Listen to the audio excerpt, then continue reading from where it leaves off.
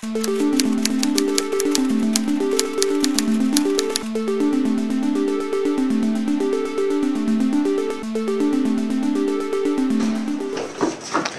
we have our emulsion. Now this is called DXP diazo or dual cure emulsion. Now let me go into the different types of emulsion now just to explain to you guys for a second. Pretty much there are two types of emulsion. There is a pre-sensitized or photopolymer emulsion, and then there is this diazo dual cure emulsion. Now the pre-sensitized photopolymer emulsion is already pre-mixed. The diazo has a little activator that you mix up half with water, half with distilled water, usually warm water. You shake it around, mix it in, and we'll show this later. And that's what activates this product and makes it light sensitive, so it'll expose to the UV rays when you're exposing it on your exposure unit. Now the pre-sensitized emulsion is pre-mixed. It has this in it already.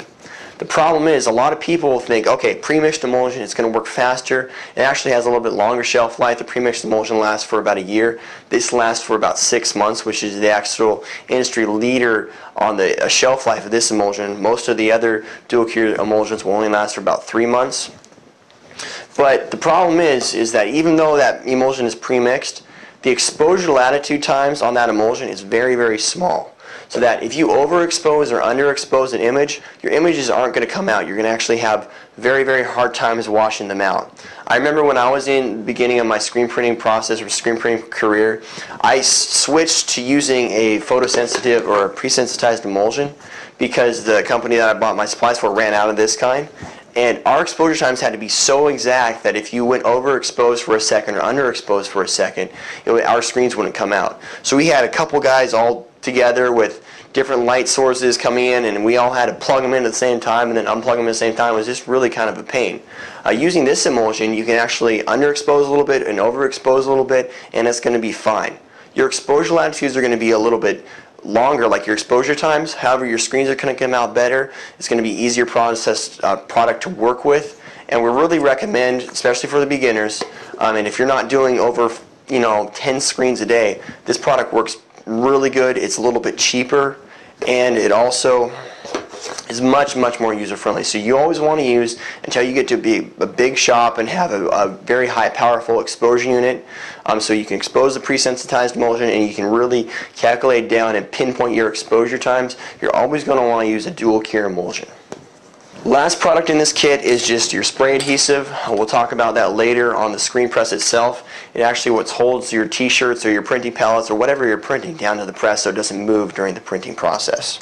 Something that doesn't come with your kit is like a glass cleaner. We sell a spray away glass cleaner. You're always going to want to make sure that your exposure unit or your exposure glass is clean, free of dust. A lot of times it'll get stuck emulsion on there. If you get any particles on that glass or any stains on that glass, it's going to come through on your screen. It's going to expose and leave a mark on your screen when you're exposing. So you always want to make sure to have a glass cleaner on hand so you have very, very clean surfaces to work with. You also want to make sure that you have paper towels just to clean up messes, clean scoop coaters, and that is the next thing we're going to talk about. This is a scoop coater. This is what coats your emulsion onto your screen. Now there are a couple different types of scoop coaters.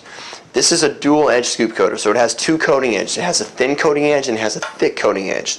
The thin coating edge will put a very, very fine, smooth line on your screen.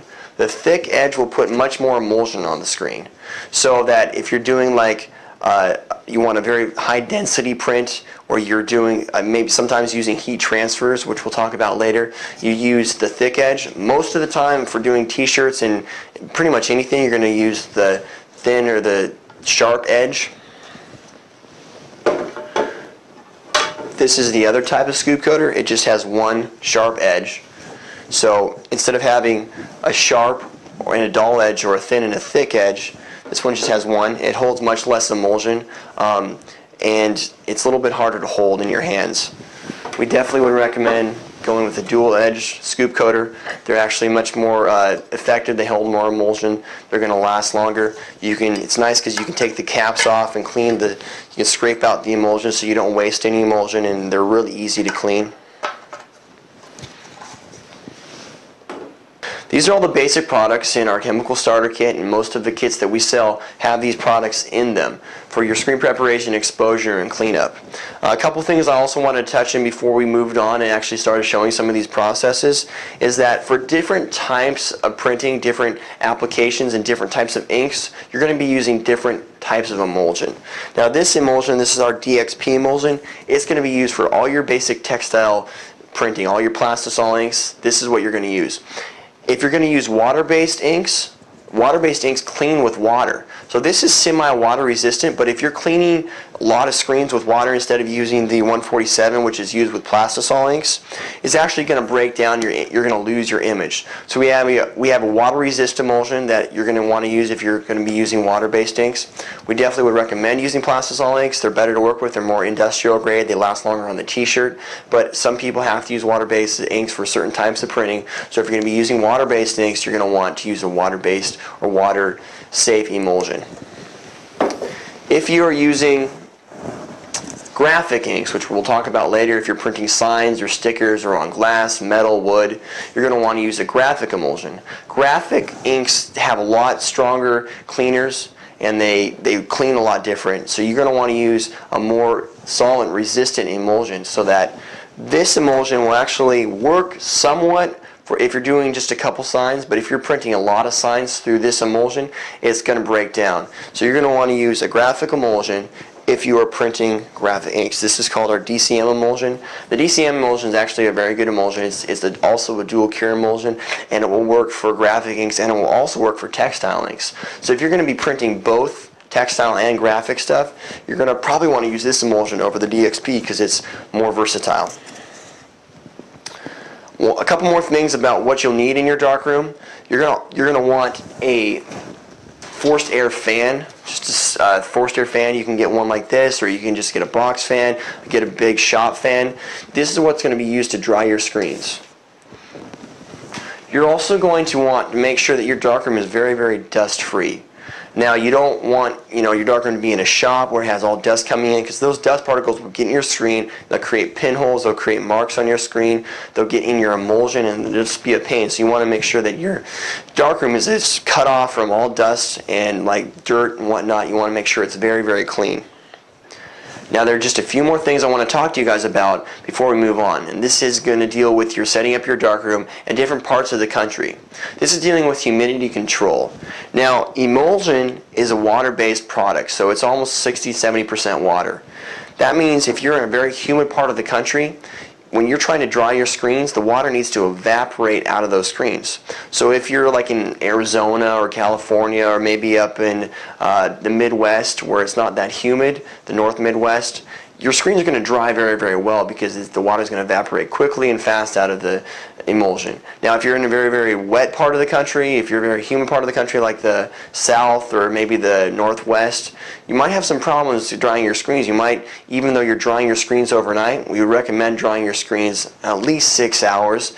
But if you're in a very humid part of the country, you'll come out after 6 hours and you're still going to feel that screen's very tacky. It still has a lot of emulsion and water left in it.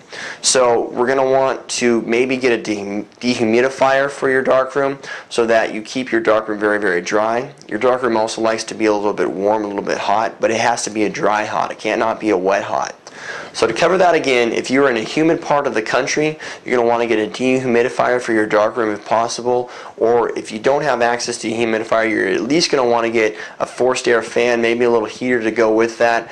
And it might take a little bit longer to dry those screens if you don't have a dehumidifier. In the dry parts of the country, you're probably not going to need to worry about it, but you also don't want your screen room to be in your darkroom to get too hot. If it's like 120 degrees sitting out in the garage, it's going to bake that emulsion. You're not going to want that. So you want your darkroom to be between probably 70 and 80 degrees, and you want it to be very, very dry climate inside that darkroom.